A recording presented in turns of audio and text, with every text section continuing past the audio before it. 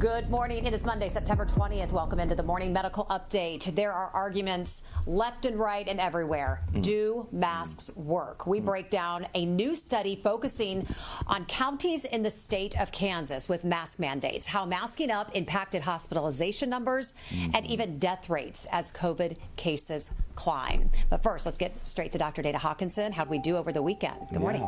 Yeah, I mean, it's still a shame there's still that question about do masks work, but we have excellent guests on who are going to help us answer that question today. Over the weekend, we stayed really pretty steady as far as hospitalizations go at our health system. We have 35 active infections, with 15 of those in the ICU, 9 on the ventilator, and 32 in that recovery period for a total of 67. We should note that in the ICU, 2 of those patients are fully vaccinated, so the others are not.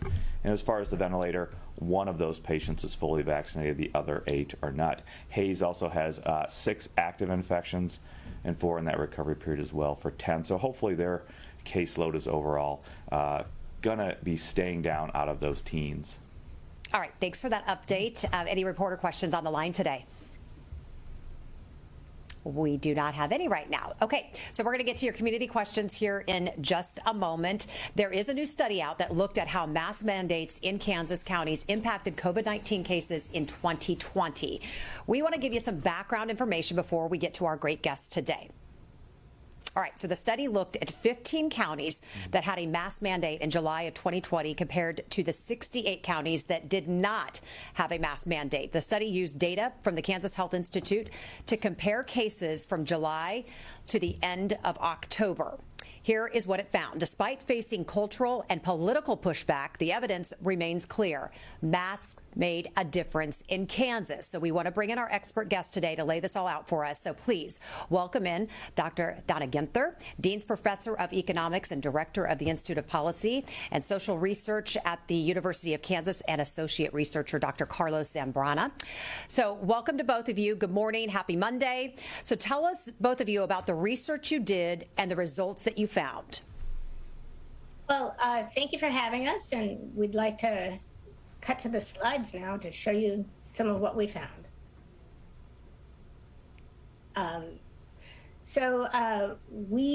If you go to the next slide, we published this work in June, and we thought that, COVID was over because of everybody was getting vaccinated and cases were falling down. And if you go to the next slide, unfortunately, that wasn't the case because, as you said, Delta is different.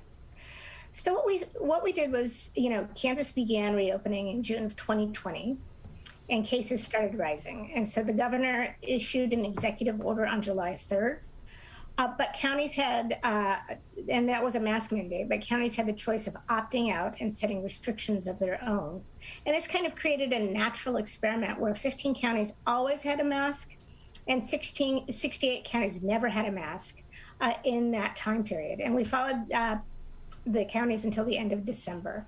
If you go to the next slide, you can see the counties are in the dark teal are the ones that always had a mask mandate. And even Crawford, Mitchell, and Montgomery had mask mandates as well, but they didn't enforce it. Those counties in white are our control group. And we excluded counties that partially enforced where the city had it and the county didn't, or they adopted later. If you go to the next slide, we used data on total number of cases and deaths and hospitalizations, and we adjusted for the population. We used data from the Kansas Health Institute to identify which counties had and did not have a mask mandate. And so our next slide shows what happened to cases. The red line are cases in counties without a mask mandate, and the blue line is our counties with a mask mandate. And you see, starting in September, about a year ago, cases in the no mask counties started to exceed cases in the mask counties. And the next slide shows the same for hospitalizations. Very dramatic difference starting in October of last year, where hospitalizations for residents in non-mask counties went up considerably. And finally, we found that there was an effect on deaths, lower death rates in those counties with a mask mandate. If you go to the next slide, you can see the summary of our results. So we use a difference in difference regression approach to adjust for, the timing of their first COVID case. And if you go to that next slide, you'll see our overall estimates down at the bottom in red. We find that counties with a mask mandate had 35,000 fewer cases between July and September. They had 1,500 fewer hospitalizations and 500 fewer deaths. So we found that masks work. The next slide shows a headline from the Washington Post on September 1st. Ours was not a randomized controlled trial, but there was a randomized controlled trial in Bangladesh that also found that masks reduce the spread of COVID. Our reduction rates are about 60%. So it's huge effect in Kansas counties. So that summarizes the results.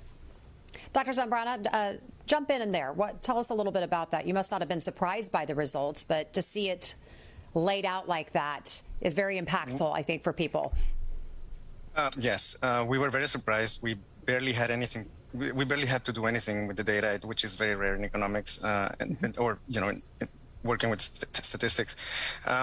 It was the natural experiment actually did most of the work. We were very surprised to see how much masks work, and we had to make a decision about when to how much more to work on this, and we felt that it was better to release the results as soon as possible so that people can learn about this.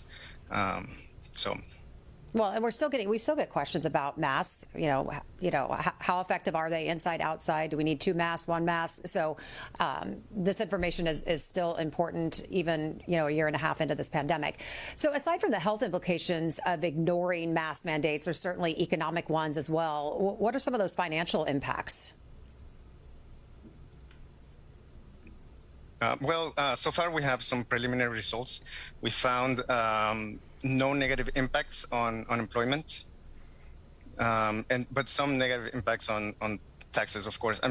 Sorry, let me say that again. No negative impacts of mask wearing on unemployment.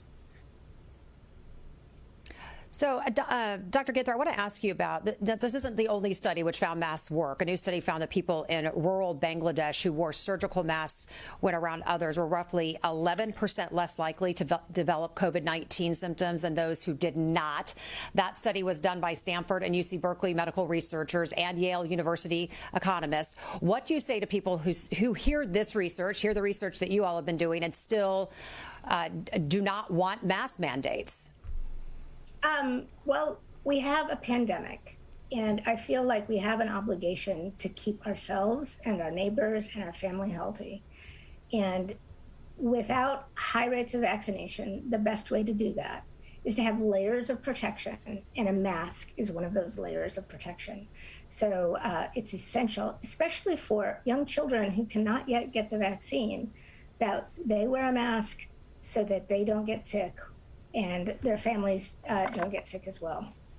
And we're going to talk more about young kids because we know Pfizer had a big announcement today. So I want to talk about that here in just one moment. But you do remember the time that we threw Dr. Hawkinson and Dr. Stites in the freezer to show you how masks work and how far your breath cloud reaches. There they are. They did this a couple times to kind of show what that looked like. Well, the way you wear your mask also matters just as much. So here's Dr. Hawkinson with the proper and most effective way to mask up.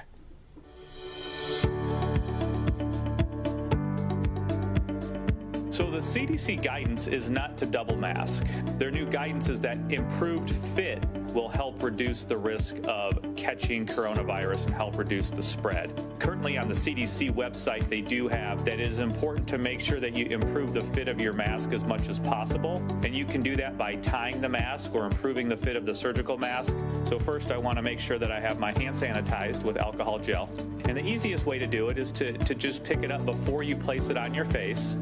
At that point in time, you just fold it in half. So it's kind of folded like a hot dog bun. Next, you work towards tying the loops. And the easiest way to do this is to do it by 2 finger breaths, tying the loop around. And you really want to try to get it as close to the mask as possible. But as you can see, we've just tied a simple little knot. Now to the other side. The next step is to kind of get it to form to your face initially. And that is by using the nose and the metal band, and then also pulling it down around your chin. So obviously you can see here there is still some gaps. The last part is trying to fold in those open gaps, fold it in around your face so that you can reduce the amount of open space around the mask and the face as much as possible. And once you do that, you should have as little amount of gap as possible. Again, this is all to improve the fit, to improve any open air exchange if you are expressing the disease or the droplets out into the community, or if you are inhaling as well, this will help.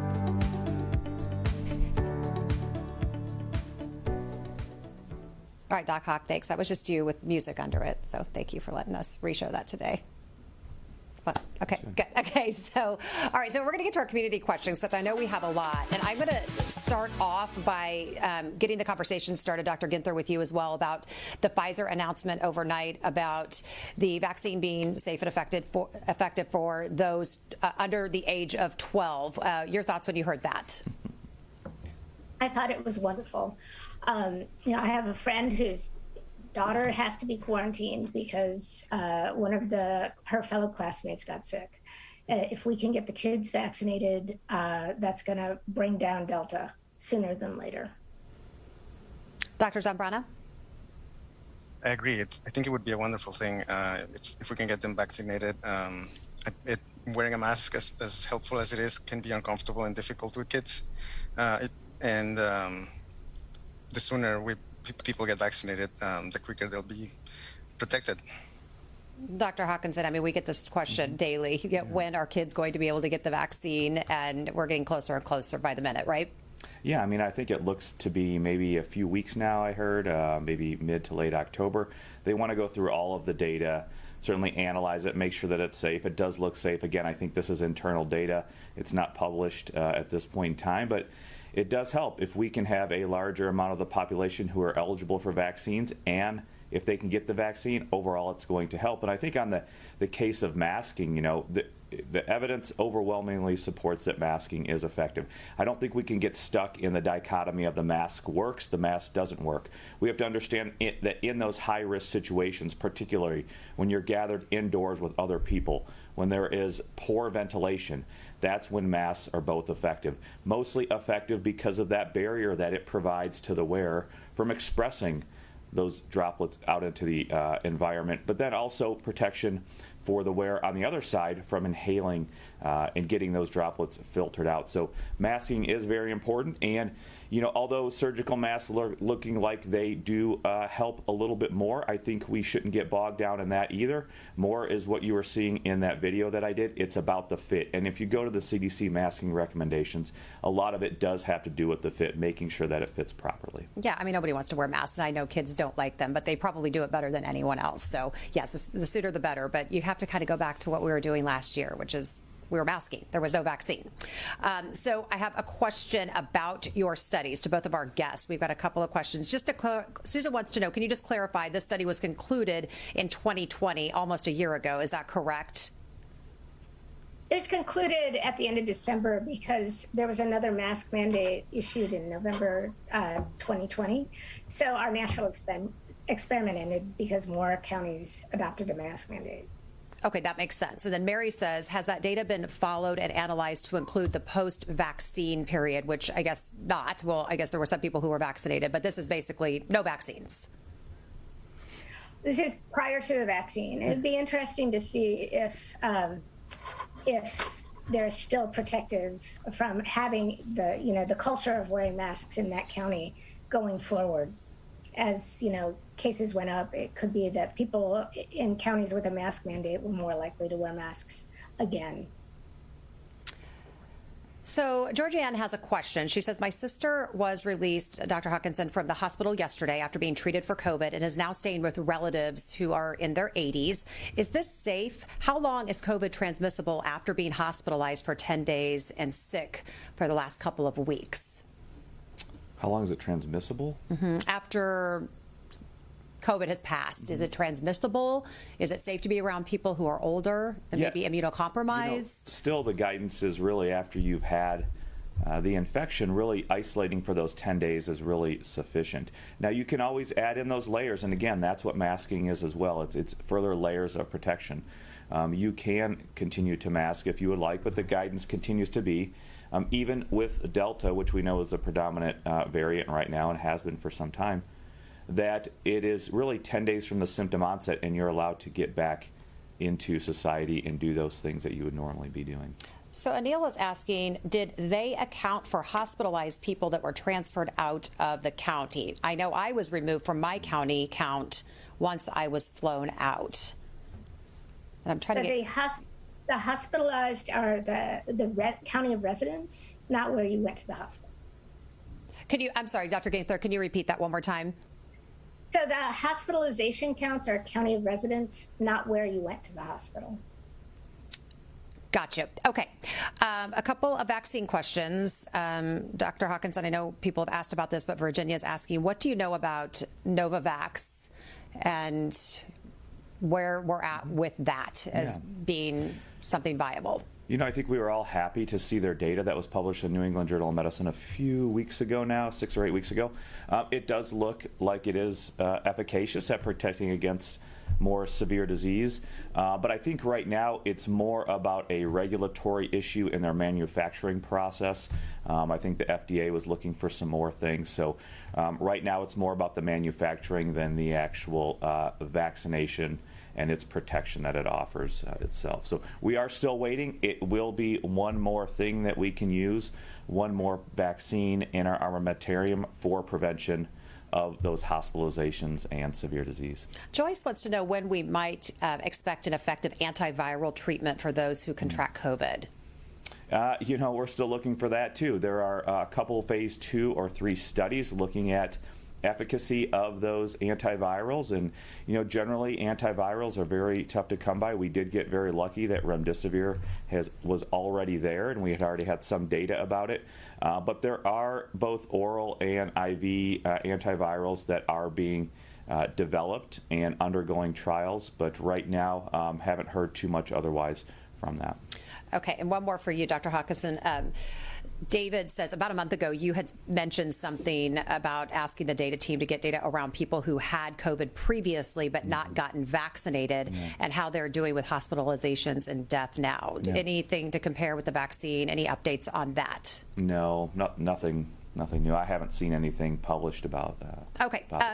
Jennifer's asking about masking in school, so I want to ask both of our guests today just your thoughts about the effectiveness of masking in school. That is a big concern. You're right. I'm a parent as well, and I'm waiting for those vaccines to be approved for my 5 and 8-year-olds. So just you're talking about kids that are there for 7-8 hours in close proximity, close talkers, and maybe they're slipping down over their nose, under their nose, and but kids, I think, have pretty much done it right, as right as they can. So just what I want to hear from both of you just about the effectiveness of masks in a school setting.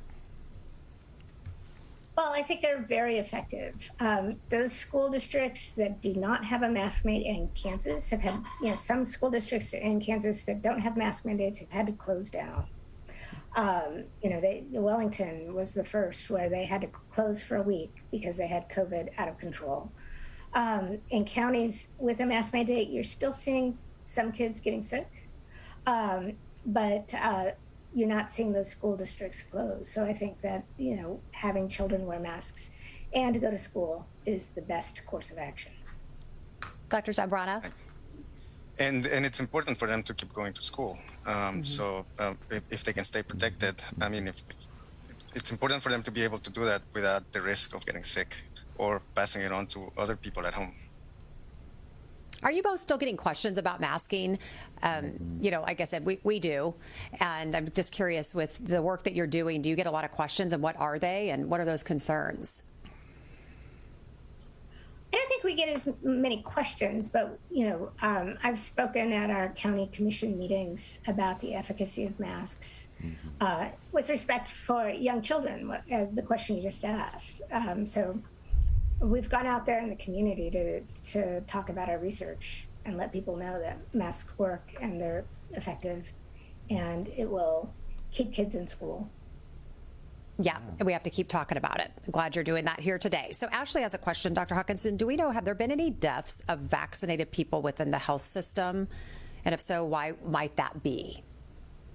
Yeah, I don't really have access to a lot of that, especially that individual data or anything like that. I think Dr. Stites, we can look into it, and certainly we can have Amanda Cackler try and pull information and see what we can present. But in general, I don't get really access to any of that. Again, we know we've had death of vaccinated people here at the health system. And again, we do have people who are fully vaccinated that are in the ICUs and on the ventilators. But a lot of those, majority of those patients tend to have underlying significant health comorbidities, such as ongoing cancer or recent bone marrow transplant, chemotherapy, other immunosuppressive conditions, or things like significant lung or heart disease. So I don't have access to those things on a daily basis, but we can certainly try to get some of that information. Okay, Gary wants to know what should be the recommended treatment for someone testing positive for COVID and has symptoms, but not quite bad enough to go to the hospital yet, trying to stay out of the hospital and treat yourself.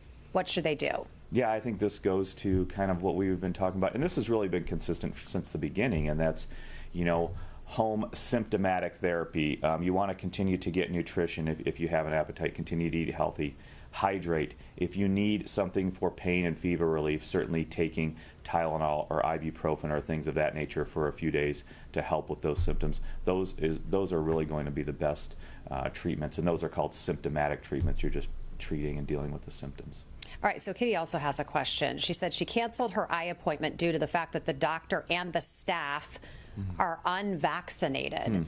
Who knows if they're masking or not? Let's say they are, but they're unvaccinated. Do you think she made a wise choice to cancel that appointment for the time being? I do. I think it's important for our healthcare providers, especially if you're dealing with that head and neck area where, your physicians and healthcare providers are going to be so close to the upper respiratory tract. Generally, our eye doctors, our ENT doctors, and the dental health profession has been extremely good about having safe practices in the clinics or in the hospital, as well as having vaccinations. So that's really unclear why. But, we also at KUI here, and our providers are vaccinated, so you're welcome to try and get appointments over here, and hopefully that will make you feel a little bit more safe. But I think it's probably a good decision to stay away from those other places that aren't vaccinated. Good advice. Okay, to our two doctors joining us today, just your comments. We get a lot of questions about, Chief Stadium, Arrowhead Stadium being full, people out unmasked, some are masked, in close proximity, screaming, hollering, talking, drinking, all the things that bring us all close together. Just your thoughts about masks working in an environment like that. If you were somebody who was unvaccinated, should people who are vaccinated be masking because you don't know who you're around? What are your thoughts about those type of events where there's so much close proximity and you don't know who you're standing next to? I would wear masks, and have done so at a sporting game. Right? You're in close proximity. People are yelling. You don't know who's vaccinated and who's not. So it makes sense to be safe. So you think it's too soon to just be unmasked, even if you are vaccinated in those kind of environments, in your opinion? Right. The more you're exposed to COVID, the more likely you are to get it. The vaccine is protective, but it's protective against severe disease, not necessarily preventing getting COVID in the first place. So you want to have, again, layers of protection. And that includes wearing a mask. Until, COVID subsides, we need to err on the side of caution. Dr. Zambrana, your insight? I agree. And I'm actually planning on going to a concert tomorrow, and I'm definitely wearing a mask. The vaccine is not some force field. I mean, the virus can still enter your body. And I feel, I'm vaccinated, and I'm not afraid about myself, but I'm worried about other people. I wouldn't want to pass it along and hurt other people just because, just for being irresponsible. Just because you want to go to a concert. So we can go have fun. We just got to still stay masked up. And I think that's it. People are tired of masks and they want to go have fun again, but the two are colliding. Dr. Hawkinson? Yeah, again, I think it's a spectrum of risk tolerability.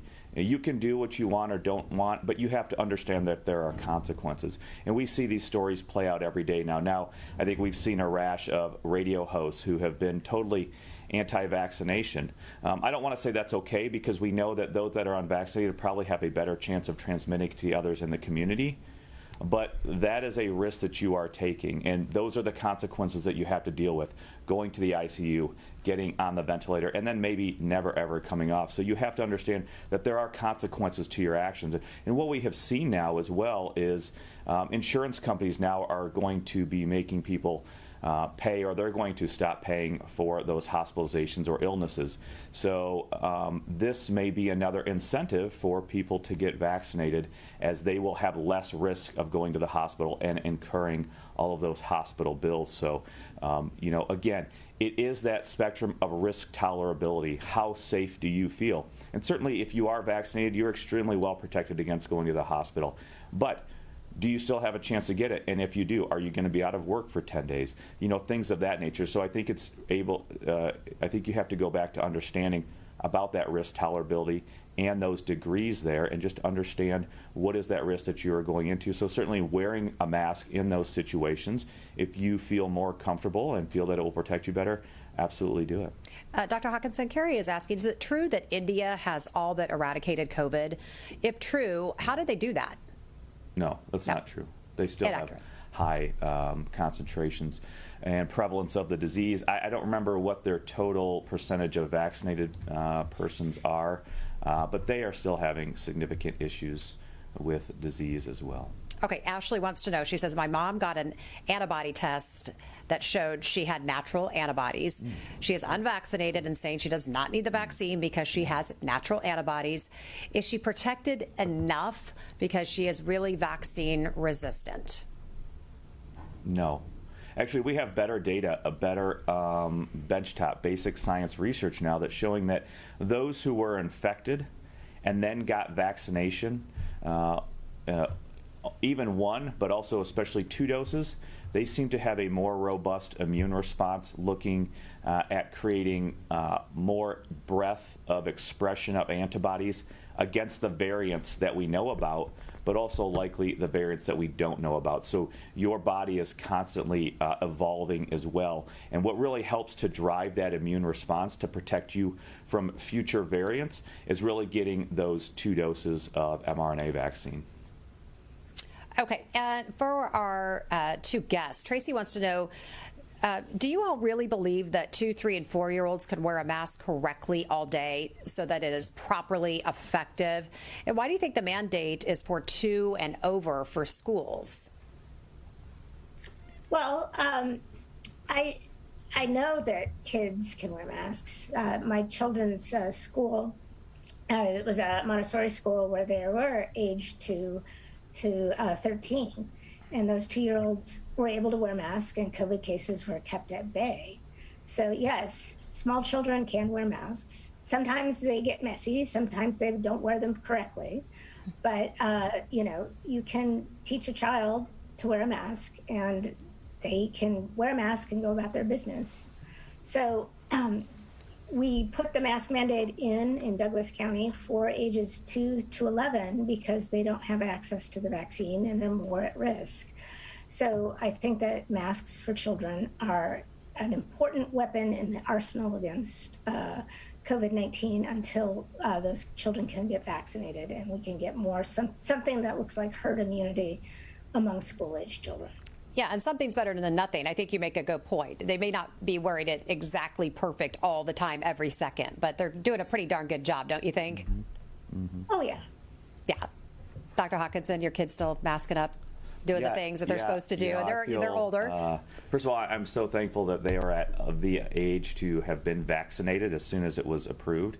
I definitely feel that's important, but also their school system that they're in really still requires masking, and there is, I think, some vaccination requirement, depending if they want to do extracurricular activities. So, but mostly thankful that they were vaccinated, and that on a daily basis, where they spend a majority of time. I mean, kids are in school for a long time during the day.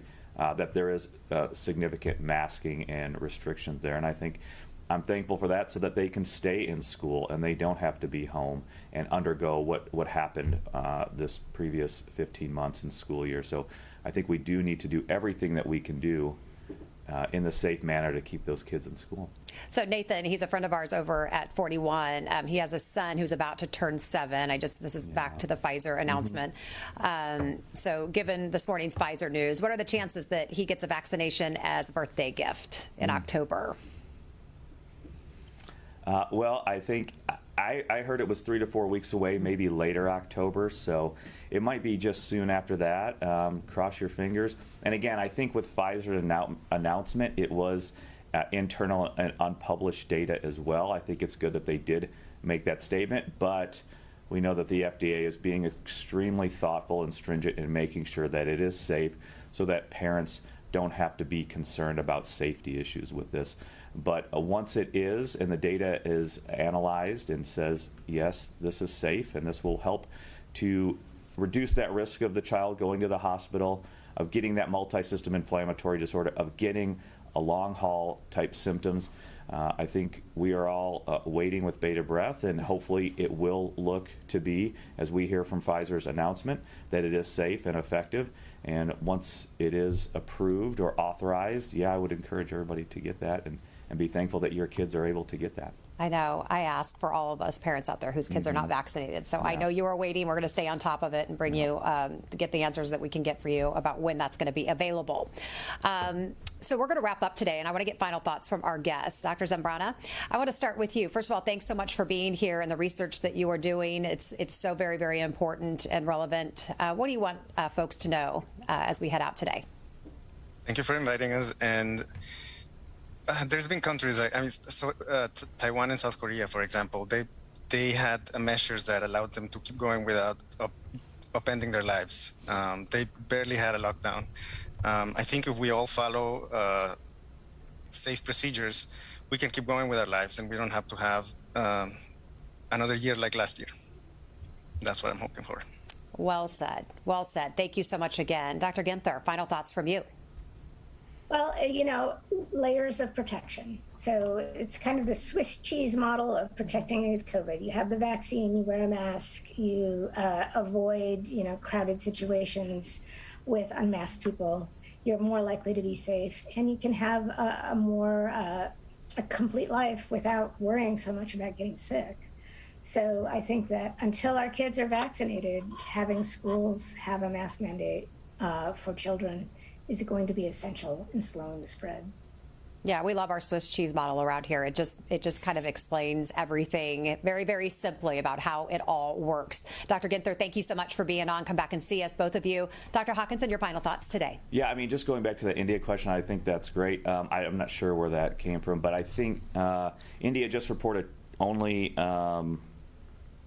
30,000 new cases today. So certainly it is not stamped out, and COVID still is going with a high prevalence there. But vaccinations are improving greatly there, so I think that's a good thing. And I think it really does all come back to vaccination. We saw some good news, interesting news coming out Friday about Pfizer booster dosing.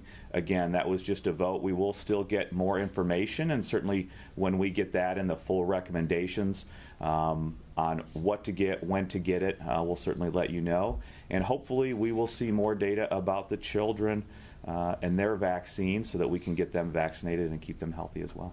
All right. Thank you all for being with us on this Monday. Sorry the Chiefs kind of stunk it up a little bit last night. Did you stay up late watching that? Yeah, it was sad. I know. It was tough. All right. We're going to have a better week next week for that. And tomorrow we're going to look at what not to do. As cases continue skyrocketing in recent weeks across Georgia, there is one age group that stands out for getting sick and spreading the virus. That is children. What we can learn from Georgia's pandemic crisis and hopefully avoid here in our area. That is tomorrow starting at 8. Have a great day. We will see you then. Subscribe to our morning medical update and open mics with Dr. Stites podcasts. now everywhere podcasts are available.